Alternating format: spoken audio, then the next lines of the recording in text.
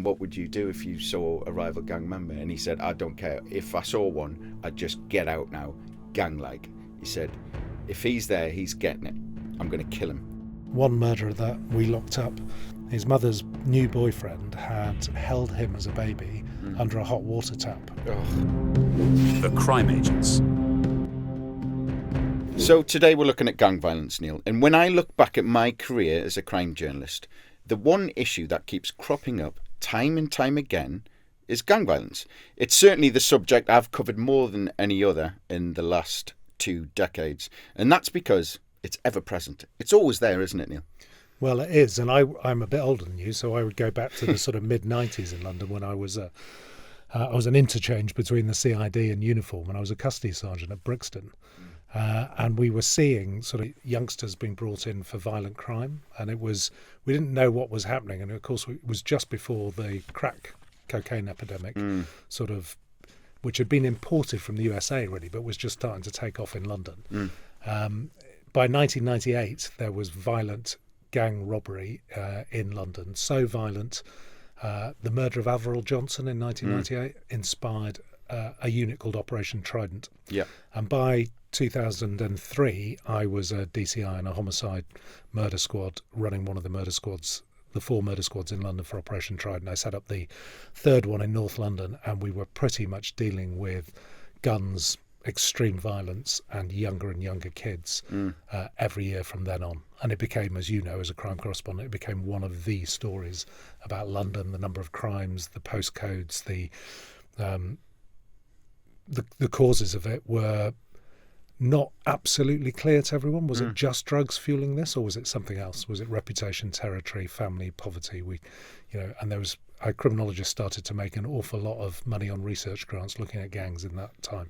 Well, let's just take a look at some of the causes. I mean, I think the main one is a pretty straightforward one. It's postcodes. It's where you're from and where you grow up. And how it works is, certainly for heavily built up areas like London, Birmingham, Manchester, Liverpool, certainly happening in Newcastle a lot more now, is that these gangs live alongside each other. They might only be separated by a street or a main road. And all it takes is for one member of one gang to cross into the other gang's territory. And it might just be to go to the supermarket to pick up some eggs and groceries for his mother.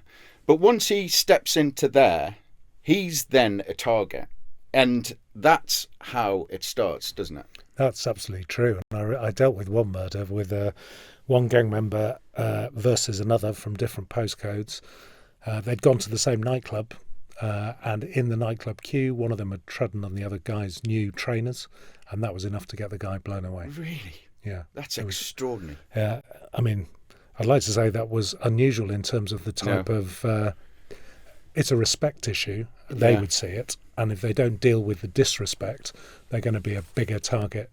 But that level of extreme violence is just absolutely bizarre. But exactly as you said, they were separated by a street or two, or families who knew each other, who may have even hung out when they were younger, but separated, and just wandering into the wrong territory could get you seriously hurt or even killed. So that thing you mentioned there, respect, and that's a big driver when it comes to drill music, is used as a weapon to attack their rival gangs. And the rise in drill music in the last 2 decades, that has played a serious part in this as well, hasn't it, Neil? Yeah, it was a way of insulting people and calling them out. And it's sort of, my days sort of fighting gangs were sort of over by 2000 and probably 2009, 2010. And I don't know the origins. I mean, we know a lot of origins of drill music is urban rap. Gangster rap.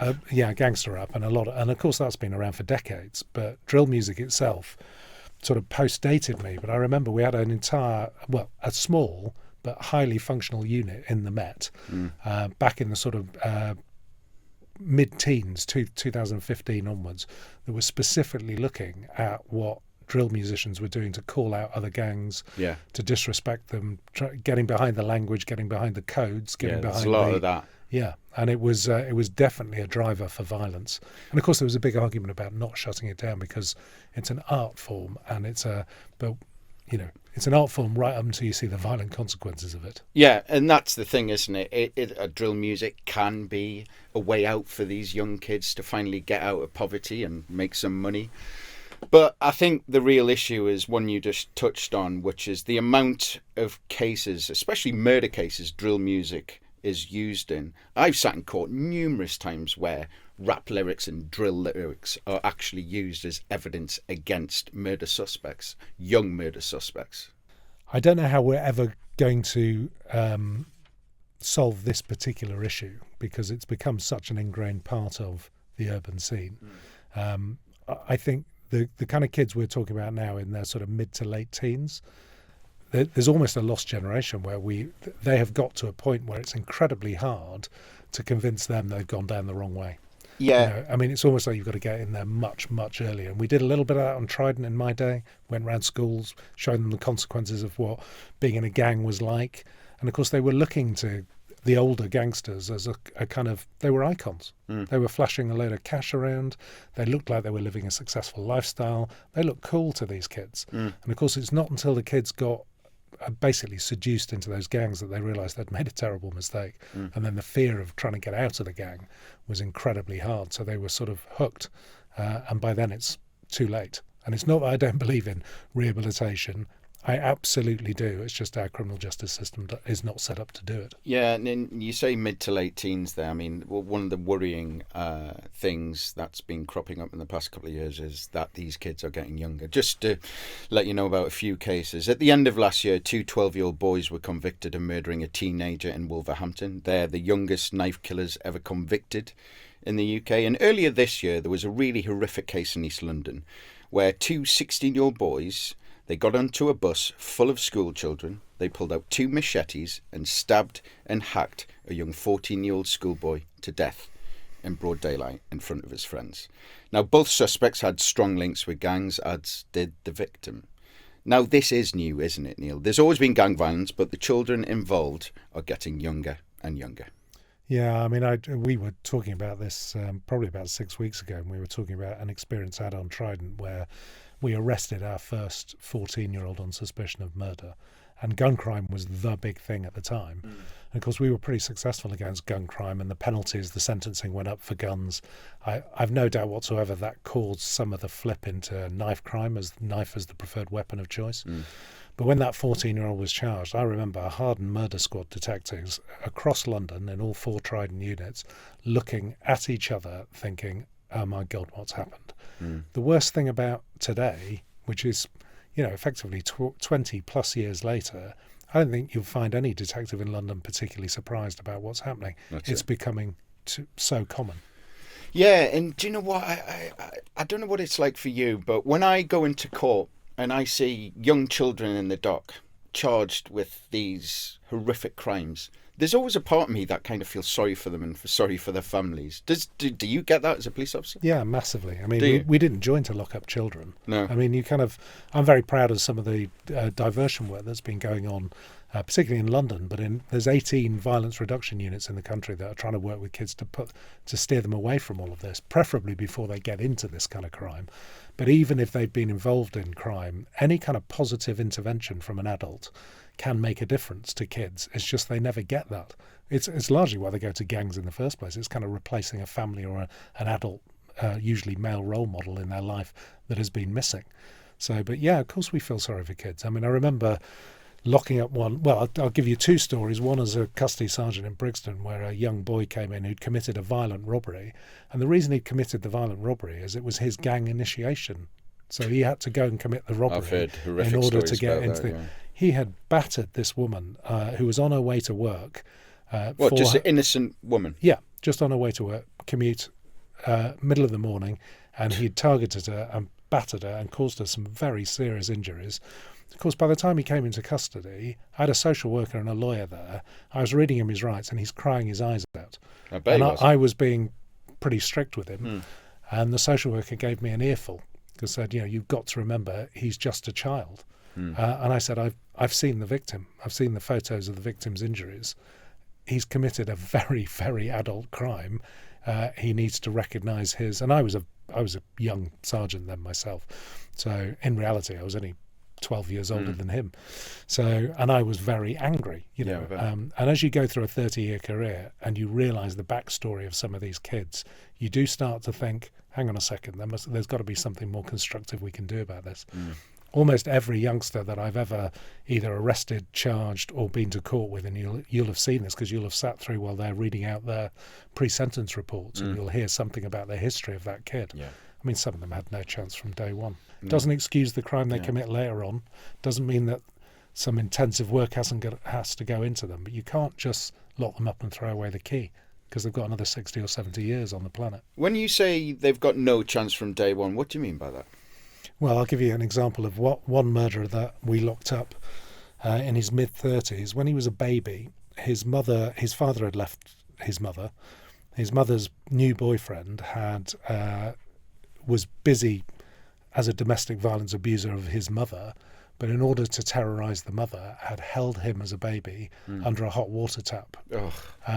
And he, as a mid-30-year-old, he carried the burns and the scars of that. And obviously he had no memory of that happening to him, or no memory that he would have realised as an adult. But the trauma of that, what criminologists call adverse childhood experiences now, I mean, there are 10 that can happen to you in your life, and the loss of a parent, or any kind of adult male role model, and I'm talking about young men, because what we're mostly talking about here, 80-90% of the violent criminality we are talking about is young men. In most demographics anywhere in the world, 16 to 24-year-old young men will be causing most violence. If you grow up without a parent, if you grow up physically abused, if you grow up without any hope, so you're excluded from education, you haven't got the education to get any training or any kind of job, the NEET generation, not in employment, education or training, and what do you do? What do you do? And then you see some guy turns up on your block in a flash car, throwing a load of cash around, offering you a quick buck to do some, to join his particular team and do some work for him. They take that opportunity because there's nothing else to get them out of the situation they're in. It's a fascinating point, that, and I do want to get into that later in the episode with our guest. But now I want to talk about how police combat gangs, and one of the ways they do it is these specific gang units, specialist teams who are in plain clothes, although if you ask them, there's absolutely no point of being in plain clothes because all the gang members know who they are. They're waving at them, saying hello to them. And I mean, these guys are in plain clothes, and the reason for that is it's their job to get in their face. It's their job to get very aggressive with these guys. It's their job to intimidate the gangs, because the gangs intimidate everyone else. And I'll tell you a story that kind of sums up the dynamic between these police unit and the gang members very well. I remember one time I was out in South London with the gang unit, and then there was tit-for-tat murders going on in West Norwood and Brixton, which border each other. We were out there with the gang, and they stopped over the gang in West Norwood. And they pulled them over, very rough and aggressive with them, stopped and searched them. They were giving pelters back. It just wasn't a nice situation. They didn't find anything, so they drove on, and that was that. It was about 2 hours later. We were all hungry, so we went to a very well-known chicken shop in the area. And then guess who was there? It was the gang. And then all of a sudden, the cops walked in, and then one of the gang members were like, "Oi, officer, oi, come here." And the same gang that they had just pulled over and stopped and searched, and each other were swearing at and what have you. And then I was expecting it all to blow up again, but it was the very opposite. One of the gang goes, "Oi, officer, oi." And then they kind of all came together and they started having a laugh and a joke about what they'd just done a couple of hours earlier. And the cops were saying, "Well, you know what it's like. See, we've got a job to do. There's a lot of gang violence. We had to stop you." Tiny bit of Stockholm syndrome. Yeah. We had to stop you. And the gang members were laughing about it. It's like, "Oh, no, you do you. It's okay." But that kind of shows you it's kind of multi-layered. It's not just that the cops hate these kids. Also, I saw a certain amount of affection there. Am I right in thinking that? I think there's there might be a grudging level of respect depending on who you were talking about. I mean, I think it would depend on which crime squad you had and which particular gang member. So I think, listen, the best cops in existence, whether you're in uniform or plain clothes, are the kind of cops who can talk to anyone, prince or pauper. They're the people who don't get complaints. They're the people whose arrest rates are high, whose stop and search rates are high. But they're able to talk to people in a way that doesn't antagonise the other person, but makes them realise they're being treated with humanity and a bit of respect. That's what you were witnessing. Well, that was it. It was like when they pulled them over on the border, you know, they had a job to do. And they both adopted the roles of police officer, gang members. Yet when they were on neutral ground, they were just humans. They all adopted the role of just being normal person. I just found it fascinating. And I said, does that happen? He goes, oh, it's all the time. He said, if we're not there on business, actually, because all we do is track these guys down. They know all of our first names. They say hello to us. But obviously, when we cross that line and we've got a job to do, we turn into. I've got this brilliant image of you're old enough to just remember this. Pipes of Peace. Paul McCartney, World War II in the trenches, World War One in the trenches. There's an armistice, and they all go out and play football together. Then they go back to the trenches and try and kill each other. Yeah. There's a little bit of that. No, exactly. There's a little bit of that. I mean, I think there is. There's a lot of police officers I've worked with over the years who will openly admit that if they hadn't become police officers, they might have gone the other way. Well, yeah. And there is that sort of choice. It was broadly speaking for decades and decades and decades. It was broadly speaking, it was a working class profession to get people, into a well-paid job where they could, and they understood the people that they either went to school with. You're from the northeast. I've got friends from the northwest and from the Midlands who went to school with people that they ended up chasing around. Mm-hmm. It's less likely in London sometimes because people, the chances of you working on the patch where you grew up, relatively limited. We used to not put people on the patch where they grew up. I think that happens more often than you think nowadays. Well, there was a kind of strategic move to say, well, it would actually be good for the local knowledge, but of course you do introduce a lot of potential corruption there as well. I'm not saying that's what you were witnessing. It sounds like a much better state of affairs in some respects. I thought it was effective policing, frankly, when I saw it. I just thought they've now, they're in a different situation. Let's be honest. They're communicating with them. Youngsters, and it doesn't matter what what particular ethnicity or what particular social class they come from, youngsters view police officers as the ultimate kind of authority. Yeah. So, and the respect between youngsters and authority has been declining for decades. Whether it's politicians, whether it's even journalists, whether it's lawyers, whether it's everyone who is a figure of authority, particularly state authority, the respect has declined. And that is true for policing as well. Policing has, generally speaking, had quite a high level of trust and confidence from the public. It needs it for the whole point is we police with consent, not force. So you have to be able to talk to people, firstly to get them to obey the law, but in gangland crime, the biggest reason for having some kind of relationship with a community, and not just with all the good members of the community, but with some of the community who would know exactly what was going on, was to get intelligence and to make sure you got witnesses and make sure you got people who came to court. And that's what I mean about the best detectives and uniform officers will try and get a relationship with the people they're dealing with. And of course, what they don't want to do, the really good ones, is antagonise the decent members of that community who don't want the gangs in the middle of their community influencing their kids. It's a tricky line to tread, though, isn't there, when you've got police officers doing numerous stops and searches, certainly more often than not on ethnic minorities. That's a whole other episode or a series of episodes. But I had to mention it. Well, you have to mention it because I think that's absolutely right. When you get stop and search wrong, largely because you're not targeting the right areas or the right people, there was a time when we were abusing the power.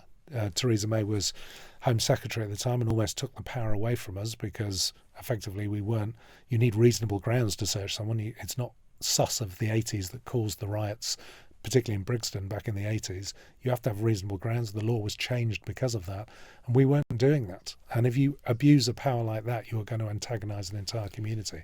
Now, real gangsters, real, villains on the street who know exactly what they're doing, they're not the people who are going to complain about being stopped and searched. But if you're an innocent person and you're stopped and searched routinely and regularly just because you either look like or dress like people who we stereotype as gangsters, you are going to rebel against that.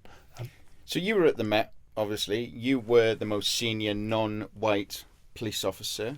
What do you make of the makeup of the Met when it comes to ethnicity? Are there enough black officers? Are there enough ethnic minority officers? I was the most senior non-white cop in the UK. So, and if you think about the rank when I left, assistant commissioner, there were 4 of us who'd reached that rank since 1829. You're joking. In the country. So 1 chief constable, 3 assistant commissioners. They're being the equivalent in rank but not role. So literally 1 chief constable since 1829, Mike Fuller in Kent. Well, that tells the story, doesn't it? Well, it does. And so when I joined the Metropolitan Police in 1992, less than 1% of the Metropolitan Police was of colour. Today, it's about 17%. Right. That masks a problem because the vast majority of that is made up of Asian officers, not black men and women. So we still have a problem attracting black men and women because of the history of over-policing and under-protecting that community. And that is still a problem. Well, I'm not surprised. If I was a young black person and I was stop and search regularly, even though I had never, even thought about carrying a knife, would that make me want to be a police officer? Of course it wouldn't. No, I don't think it would. And I was stopped and searched as a kid in the Midlands. I grew up in a white town, and I always... Last time I said this out loud on a radio programme, I got an offer from the Met whether I wanted to make a complaint. Just to be clear, before I say this, I don't want to make a complaint. But I am probably the only chief constable in decades to have been routinely stopped and searched as a child, an adolescent, an adult, and as the assistant commissioner in charge of counter-terrorism at every airport I've been through since 9/11, everywhere in the world. It's almost comical, isn't it? I mean, well, in some respects, you kind of have to laugh in a way with something so ludicrous. Well, I did when they said, "Do you want to register a complaint?" I said, "Are you kidding?" Do you know who I am? The point of it is, I understand what it feels like to be innocent and stopped and searched. And white officers don't. I don't think police officers do, regardless of ethnicity, particularly when they're young, because you do it so routinely that to you it's not a big deal. So to a police officer, you think, well, hang on, and if you're doing it right, I'm exercising my right to stop and search you because I've got that right in law. I've got all the right grounds. Why are you complaining? And I don't think they understand how embarrassing and humiliating it is for the individual. I'm innocent or guilty. I mean, it depends how it's done, but it can be very intimidating. You'll often see a single individual surrounded by police officers. Now, I don't know whether that person has got a violent history and they've been targeted by a gang unit who knows exactly who they are, or they're completely innocent and they're surrounded and terrified. And I love the fact that you brought up this interaction between the cops and the gangsters. Yeah. Because there is a sort of respect there, which means you're less likely to get assaulted, you're less likely to get complaints. They kind of know that they're a target. They know they're a target. Well, if you're in a gang, you're going to be a target, aren't you? But the vast majority of that community are not. And the fact is, when you start sort of doing a blanket approach, a sort of sledgehammer to crack a nut approach, where you're not using the data forensically to hone in on the areas where street crime and street violence is a problem, you don't understand your target audience, you don't understand the gangsters, you don't know the faces. So basically I'm not saying it's random, but you are taking an image in your head of what you think a gangster looks like and superimposing it on kids or a group of kids walking down the street, and that's dangerous.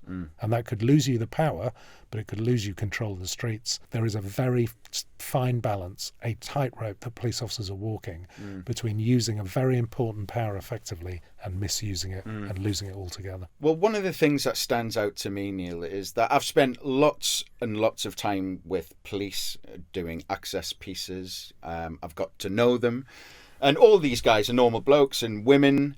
But I've also spent a lot of time with the gangs as well. And that's another thing. You expect these kids, especially when you hear what these gangs do, to be absolute monsters. What you'll find is quite a few of them are sweet kids who've just had a rough childhood. How the hell do you infiltrate a bunch of kids who are committing violent crime, who know you're a journalist? You do this through people called a fixer. Now, a fixer is someone who has lived that life in some way. It might be a community member, it might be a youth worker, someone who has probably been in a gang before, but he still has links with them. But the key thing is the gangs respect them because he mentors them. So I've got loads of these guys dotted around the country, really, who help me get access. And it's, I spend a lot of time working on those relationships. People ask me this all the time, and I'm not sure I have the answer. When I'm actually doing the job and I'm interviewing the gang, I'm just excited because I'm getting an interview that no one else is getting. I'm getting access that no one else is getting. It's usually when I walk away, I think that was a bit gnarly. That was a close. Well, yeah, but to be honest, what I find as well is if you speak to them just like normal human beings, they like that. I mean, it's... And also another question everyone asks me is, why do they say yes? Why do they agree to the interview? And I think it's probably because this is probably the first time anyone's really taken an interest in their lives. I'm asking them questions about their upbringing, why they do what they do. They never get that. All they get is police officers, really, stopping searching. It sounds like you've got the police officer's adrenaline for being not afraid while you're doing the job, but you're not a police officer, so they're more likely to open up to you. And what are they telling you about why they're doing what they're doing? Well, usually, I mean, listen, there's a bit of bravado there.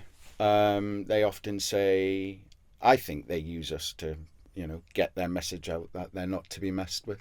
You say, if we see an oppo, which is an opposition member, if we see an oppo, we're gonna stab them, we're gonna ching them, which is stabbing. But actually, once you scratch through the surface, you actually see a deeper side when you ask them, why do you carry a knife? Quite often they don't really know, or they'll say, well, it's because I'm scared.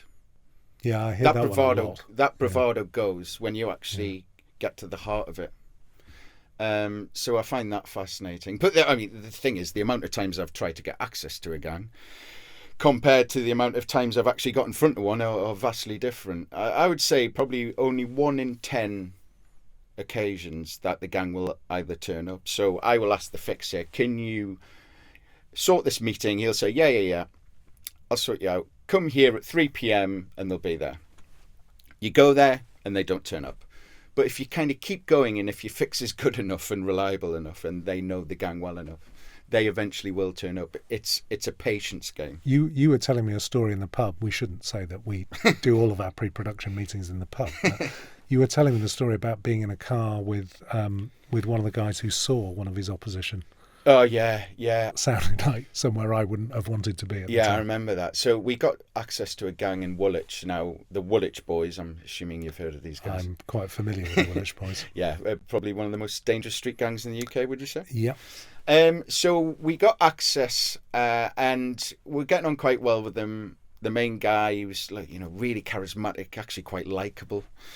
And then I said, would you mind if we just drive around Woolwich and you kind of point out key areas and just kind of see the world through your eyes? That was the idea. So he said, yeah, fine. So he got in the front and we were kind of driving round. And then I did say to him, what would you do if you saw a rival gang member? And he said, I don't care. If I saw one, I'd just get out now, gang-like. He said, if he's there, he's getting it. I'm going to kill him. And it was at that point that myself and the cameraman just looked at each other and just thought, we have to end this interview now. Because we were driving into rival territory at the time. So if he actually saw one, we could, I don't know, God knows what we could have been accused of, accomplice to murder, who knows? But we definitely have been interviewed. Oh, no, tell me about it. An interview I don't want to be part of. No. So yeah, I left pretty sharpish. I think back to the heartbreaking thing, when you say these kids are carrying knives because they want to protect themselves, I've heard that a lot. The fact that they don't feel safe, they don't want to use them, but they don't feel safe on the street, so they have to protect themselves. They're getting younger and younger, and they're seeing more and more of that, whether it's on the drill video, whether it's social media, whether it's whatever they're watching, they're feeling less safe. And I find that pretty horrific in 2025. So let's pause there. After the break, we're going to be hearing from someone who's dedicated his whole career to helping young kids involved in gangs. So that and more after this. So, Sam, thanks for being with us. We've just heard there a brief explanation of what county lines actually is. When did you first become aware that this was a problem? I think it's been a problem for a while now, and I think that since I've started working with more vulnerable young people through pupil referral units and special schools and establishments such as that, it's more in your face than it may be in, let's say, a mainstream school setting where the issue is far more diluted. Yeah. And we know that these criminal gangs are targeting vulnerable and troubled kids, and this is something you've got a lot of experience about, haven't you?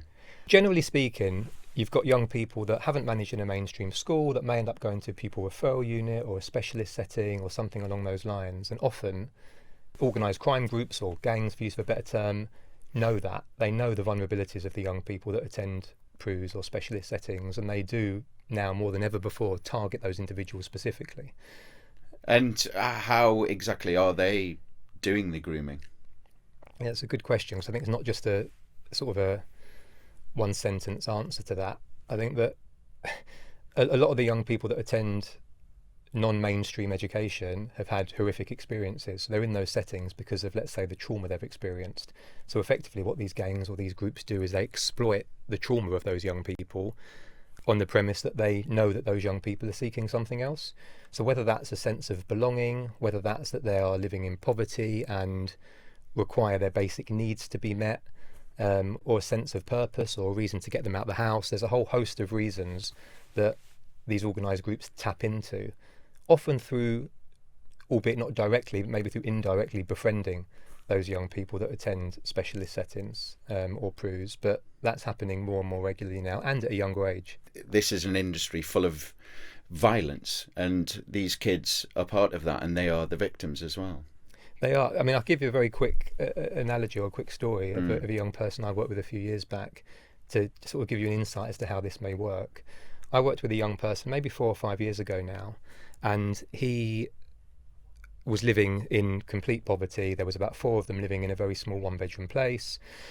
Really struggled to function day to day. His basic needs weren't being met. And he had the opportunity through some people that effectively exploited him to share his bank details with them and have some money dropped into his account. And then he was effectively told to withdraw the money from his account. He can keep a small percentage of it, and he gives them the rest of the money. It was about 1,700 quid, okay, which is a lot of money to most people, but particularly a young person that's struggling day to day. He had the money dropped into his account, and the bank picked up on unusual activity and they froze his account.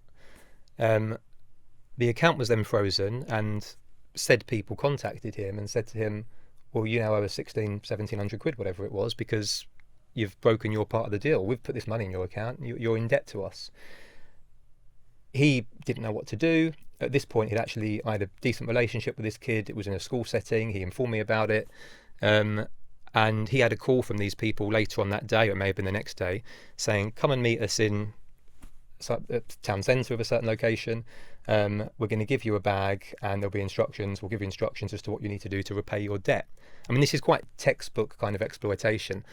And what was pretty much going to be happening is he was going to be given a bag of drugs to deal locally, which I've got no doubt in my mind would have escalated to a county lines operation until he could pay back the debt. Now, you know as well as I do with your experience that debt's not going to be paid back. You paid the 1,600 quid back and then something else happens. And that's how they get you.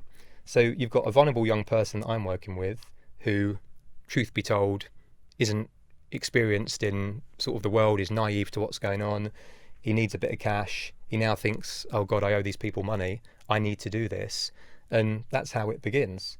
Now, ironically, or fortunately in this case, the people that were onto him were another group of people that I also were familiar with and had worked with through a different educational setting, and was able to speak to those people, and it was forgotten about and done. But it could have easily gone the other way, and this kid now, rather than be 22 and attending university, which he is now doing, it could have easily been very, very different. Sam, can I just say, you brushed over that amazing intervention very quickly. So you managed to get, we call it debt bondage. You know, it's a form of coercion of youngsters. And there's 2 questions I'd asked you is, how did you manage to intervene and effectively get him out of that debt bondage so effectively to allow him to continue with his life? And what's the difference between the amount of times people are coerced into doing this kind of thing as opposed to actually being groomed and not realising they're being groomed and lured into this kind of activity? I think in answer to your first question, and how do you get someone out of this and how does that sort of debt bonding work? I've not heard that term before. All right. It's probably a police term. Yeah, but it's how that works. I mean, it's... and this is a word I'll keep coming back to with all of these types of situations. It comes down to relationships. And I think the answer to a lot of the issues that we face now is relationship based, because I fundamentally believe, and I've said this before, that young people do not want to be criminals. They don't. It's not a life that they necessarily, to the most part, want to pick. Kids don't want to be running county lines operations from here to Leeds and back, wherever it may be. That's not something they want to be doing. It's the circumstance they find themselves in. So the relationships in this instance, and this is quite a unique instance, but in this instance, the relationships I had with the other people meant that they left it as it was and moved on, because they understood that this young person they were trying to exploit was a part of my community, our community, in the education setting we were in. So they were happy to do that based on the relationships that I'd had with those people and the support I'd provided them previously when they were in another setting that I worked with them alongside. I forget your second question. Well, it's actually very relevant to what you said about the kids don't want to be doing this. So how do they get groomed into doing this, not realising that they're going to end up doing the kind of things you've described, which are or getting into violent situations or having to protect themselves or not being able to protect themselves? I mean, how do they get groomed? And the reason I ask you that is I've read the strategic threat assessments put out by people like the National Crime Agency and National Police Chiefs Council, who are trying to assess the damage this is causing to society and trying to safeguard children at the same time. The biggest gap in their knowledge is actually how this all starts. How do these kids get trapped? How do they get groomed? It's a systemic problem, I think, and it's not something, I don't want to be the bearer of bad news, but it's not something that's going to go away any time soon. This is an issue that's going to continue to evolve with time. I think a large part of it is desperation, but I'm a firm believer in this whole concept of the impact of adverse childhood. Well, it's not even being a believer, there's scientific evidence to support it, but the idea of adverse childhood experiences and the impact they have on young people. So most of the young people, not all, most of the young people, in my experience, and that's a pretty decent sample size, that are involved with organised crime, whether that be county lines, sort of fraudulent activity, serious youth violence. Most of those young people have had a really terrible time themselves and they've experienced significant trauma. Now, most of us in life experience trauma, whether that's parental separation, that's in theory considered a trauma, whether it's some kind of neglect or having a basic need not met. What happens with a lot of these young people is the adverse childhood experiences that they have had are just compounded, and there's multiple of them. So there's 3, there's 4, there's 5, whether they've been born into drug and alcohol, whether they may find themselves in the care system, whether they've experienced neglect or domestic violence. So there's multiple of those ACEs, adverse childhood experiences. And there's evidence to show that young people that have experienced 3 to 5 ACEs are, and I may get some of my figures wrong here, but for example, are 18 times more likely to fall pregnant under the age of 18, 15 times more likely to be addicted to crack cocaine. And the figures just go up astronomically. So I suppose the way I look at it is, yes, these kids, these young people are doing wrong, but they're doing wrong because of their previous life experience. And the way that, and I think what's really important with this is the way that you or I or Andy yourself, the way that we would go about responding to what's a stressful situation or a situation that would cause us some anxiety, as people that are pretty balanced, as people that, I mean, I don't know you personally, but people that have probably had a pretty average, normal upbringing potentially. Oh, privileged, sir. Very, very different to how these kids respond. And for example, I might walk down the street and see someone approaching me, or someone may come and ask me a question or ask me for the time or ask me for something, like what happened to me when I was walking to your studio today. And to me, I have a really normal response to that. I'm a bit anxious when someone approaches me because there's someone I don't know, and you think, oh, what does this person want? But in terms of the way that my part of the brain, it's the amygdala in the brain, releases that cortisol, I get that cortisol release, and I think, okay, it's a stranger asking a question, feel a bit uncomfortable, but I can respond to that. With young people that have experienced multiple ACEs, the response is very different. The cortisol release is far, far greater than it is for someone like you or I, far, far greater. And that cortisol release effectively makes that young person enter a fight or flight mode. And that's when often you see some of these really extreme violent behaviours or really poor decision making. I suppose you could compare it to making a decision like heavily under the influence of alcohol, or you're not thinking in a way that is a normal thought process or with any kind of logic associated to that. And often lots of these young people have experienced multiple ACEs. It does mean they think differently. They enter that fight or flight mode far, far quicker. and the decision making can be really poor as a result of that and have detrimental effects. There's this big debate, isn't there, Sam, that are these kids criminals or are they victims? Where do you sit on this, and do you think the criminal justice system is getting it right? Look, there are going to be some kids that have had a perfectly normal upbringing that have committed criminal behaviour for other reasons. But I'm talking about a group of young people that I fundamentally believe have experienced trauma growing up and are committing criminal activity, but they are victims of their own past. And they're victims of the things that have happened to them historically. Now, to take it one step further, lots of people would then say, well, it's the parents' fault, isn't it? Because the parents just haven't done a decent job of raising these kids. But truth be told, if you trace it back, a lot of the parents of these kids were once these kids. They've experienced their own trauma, which is why I said before it's a systemic problem. And I mean, that's a common sort of medical diagnosis, isn't it, where abused people become abusers and therefore start another generation. It's not 100% though, obviously. So there is something about, and I don't call it parental influence. The influence of good adult role models is the most important thing. It might be a guardian, might be a teacher, but a lot of these kids come without any kind of positive role model at all. I'm hoping Sam appreciates this perspective from 30 years of policing. Is I made my name as a detective fighting gangs, organised crime and latterly terrorists at the end of my career, all of which were getting remarkably younger and much younger, and that's a big debate at the moment, something which you've seen in your work. I don't think I've ever arrested or prosecuted anyone who doesn't have at least 3 or 4 of those adverse childhood experiences. I mean, it is such a common thing, and most police officers, I think, recognise it. And I was going to ask you whether you think most police officers recognise it, or whether the public even recognises it, because we get into terrible problems on the street with young people because what you brilliantly described in terms of their cortisol reaction and their fight or flight. We're expecting people to respond to authority in a kind of in a way that respects the authority, whereas actually they are unbelievably frightened by the approach of a police officer. They don't feel safe. Probably the same with lots of other adults, because that's not their experience of adults.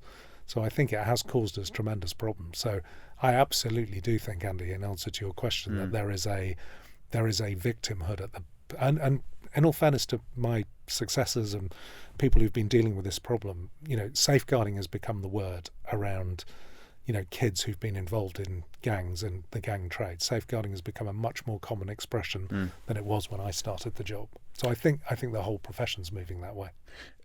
Sam, you say this is a systemic problem. What is the solution? Is there one?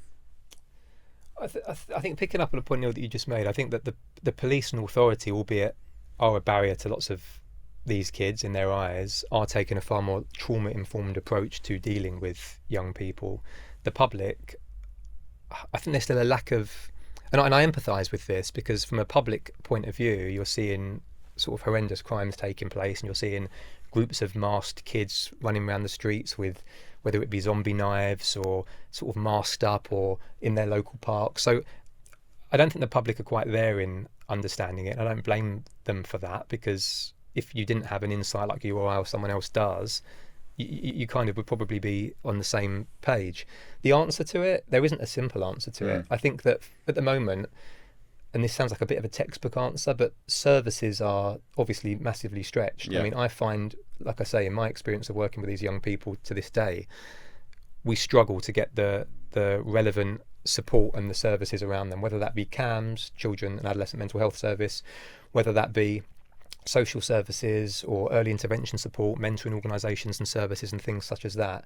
We struggle to get that in place, and that's what's really required. But actually, by the time you need those services in place, you're effectively reacting to a problem.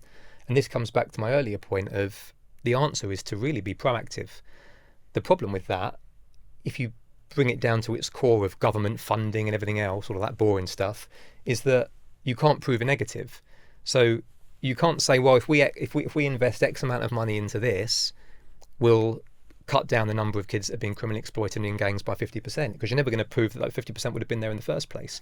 So it's a very difficult thing to put forward. But to me, the answer is more specialist settings. absolutely agree that it comes down. It's not just about having suitable parents. It's modelling appropriate behaviour and modelling how to respond to situations. Whether that's through, appropriate.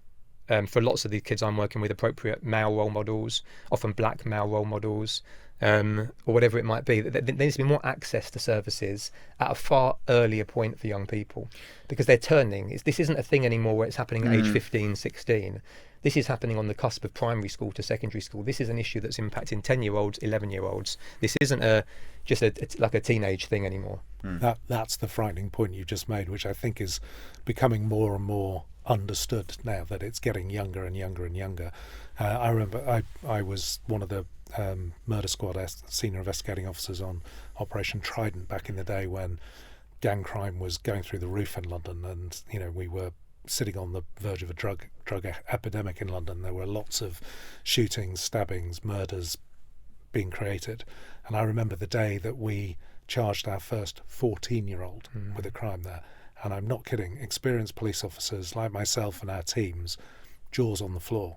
That's quite old now, to be honest. I mean, and that's the point. Now that has become quite old, and it links to your adverse childhood experiences point, because I remember the director of children's services at Barnet, when I was borough commander there, giving a presentation saying those adverse childhood experiences are not, young adolescents. We're all talking about 14-year-olds and the influence of social media, saying those ACEs are happening when they're 2, 3, 4 years old. And it's imprinted, and it's having an effect on them later on in life. I mean, this is the thing. I mean, this gang crime, county lines, all that type of stuff. This is something I've been investigating for over a decade, and this is the main thing that I've noticed. The kids are getting younger and younger and younger.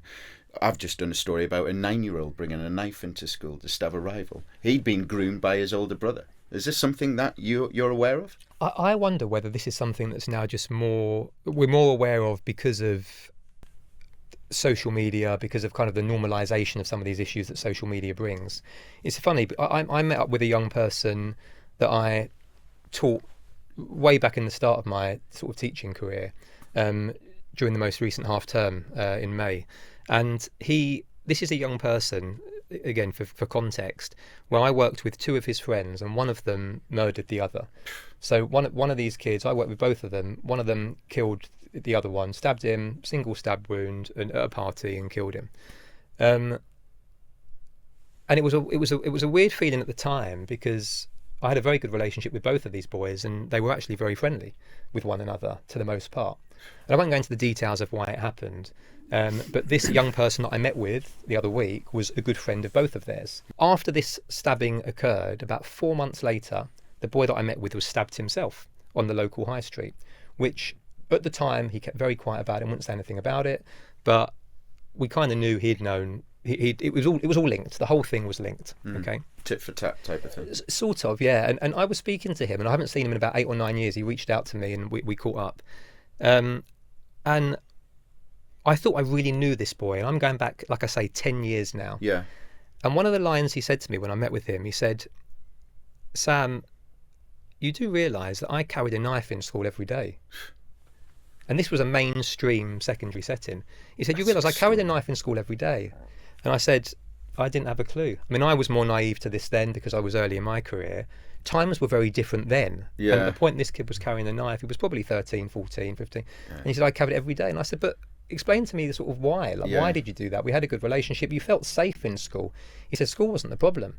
He said, "As soon as I stepped out those gates, I needed it." And it's the kind of common lines that we all know.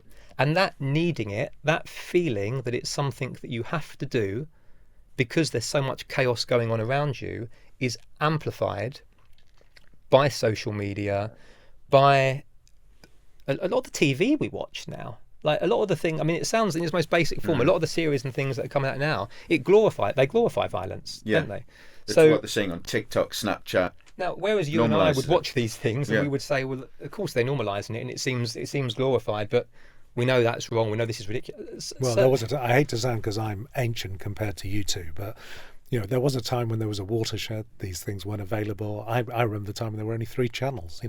Now 24/7 you can watch this stuff, and to such an extreme level. we used to have to counsel some of our officers who were forced to look at some of this imagery and try and get technical companies to take down that kind of stuff, whether it was terrorism or serious violence or gang violence. It didn't matter. It's a way of living, and I think the digital age has done that. It's changed the way that young people go about their business, what's deemed to be acceptable, what's deemed to be not acceptable, but also what they're exposed to. Because, like you say, back in the day, when I was at school, I wasn't exposed to half of this stuff. You weren't able to. The social media just really started to come about when I was 13, 14 years old. Like the early days of MySpace or Facebook or whatever it was. Like, it's you're laughing at MySpace. MySpace, what was it called? Yeah, you're revealing yourself. Yeah, you're revealing your generation here. But it is, I'm not it is going to very speak different anymore. now. Yeah, you keep quiet over there, Basu. It is very different. I mean, I know, listen, there's lots of kids now that, as a method of dealing drugs, Snapchat is their main platform of use. Yeah. Would you ban smartphones like the Australians under 16? I was asked this question the other day. I think it really damages kids' mental health. I think it exposes them to things that they just shouldn't be exposed to. In my school settings, given the nature of them, all the phones are handed in the morning, kids are searched, they're not allowed their phones in school at all. And we'd have a nightmare if they had their phones in school. Would I ban them? Yes. I probably, most certainly social media, which is the main reason, let's be real, that kids have smartphones for use of social media and other apps. But is it practically possible to do that? No, it's not. I mean, parents... and I watched sort of adolescence as well, and I suppose one of the points you take from that is parents really haven't got a clue what's going on with it when a lot of these kids are in their room doing what they're doing, and that is the truth of it. And you may think as a parent, and I'm saying this, I'm not a parent, but you may think as a parent you know what's happening, and you may think you've got a really open communication channel with your kids, but actually these kids are spending most of their time at school socialising with people that you don't know from Adam. Yeah. And you don't know what they're hearing and what they're seeing. I hear what you're saying. I've met parents of gangsters and terrorists who had absolutely no clue. Andy, would you ban them? This is my little polling. That's another podcast, I think. It is. I'm a yes to set up that next podcast. Would you? Yeah, I would. Would you? After everything I've seen and what I've watched, and the slide into youth and violence, and what I think is driving that, and I absolutely think there's certainly a correlation between the growth in smartphone usage. And the growth in mental health. There's a correlation between the growth in smartphone usage and the growth of serious youth violence. Whether there's a causation there, somebody cleverer than I needs to do a bit of work on that. But I don't like coincidences. I was a cop for a living. Yeah, it's too close for me for comfort. And I sound like I'm becoming a sort of 1970s Mary Whitehouse in my old age. And I think in some respects I am. I mean, and some of that stuff, as I've said, is so appalling. It's deeply affecting professional adults whose job it is to deal with those kind of things. What on earth is it doing to children? I mean, that for me is good enough to say we've made a mistake here allowing the growth of this. I always say, humankind's greatest invention is becoming its greatest curse. This was supposed to keep us all together and, make better societies. It's not doing that at the moment. Well, Sam, thanks so much for coming in. That was fascinating, wasn't it, Neil? Yeah, unbelievable. And by the way, Sam, what I did for a living for 30 years was like a sledgehammer or a sticking plaster to a problem that, as you say, the public sees on the streets. I do see the work that you're doing and the kind of things you and your colleagues do as the solution long term. I hope you get the funding for it. It's been a terrible 15 years for public services. I hope somebody's listening to this who can actually put some money where it really counts in the kind of work you're doing, and thank you for it. Thank you. Thanks for having me. Thanks again. So just listening to Sam there, I think the first thing I think of, other than thank God for people like him, is that people often think that the police are the first line and the front line against gang violence. It's not. It's actually people like Sam, isn't it? I think so. I mean, it's incredibly sobering to listen to that. And when you realise that you are effectively just a sticking plaster on this problem, you need somebody who's prepared to dedicate the kind of time and effort that Sam is doing.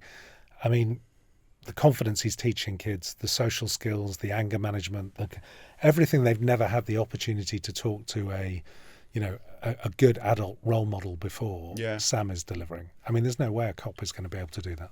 And another thing that stuck out for me is all these stories of these kids he's talking about, they all have familiar tales, don't they? Oh, there's a definite common backstory here. Isn't there? We were talking about it earlier on. It's just...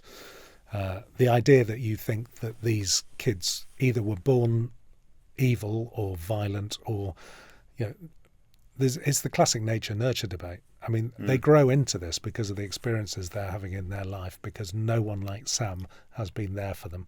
And many times they'll meet someone like Sam and it's the first time anyone has shown them any sense of value or care ever. Yeah, I mean, I bet there's, hundreds of people like Sam who are just doing this work without anyone knowing. I mean, well, they are, and the trouble is most of them are working for charities who are spending 9 months of their working year desperately trying to raise funds to keep going and 3 months doing this work. Yeah.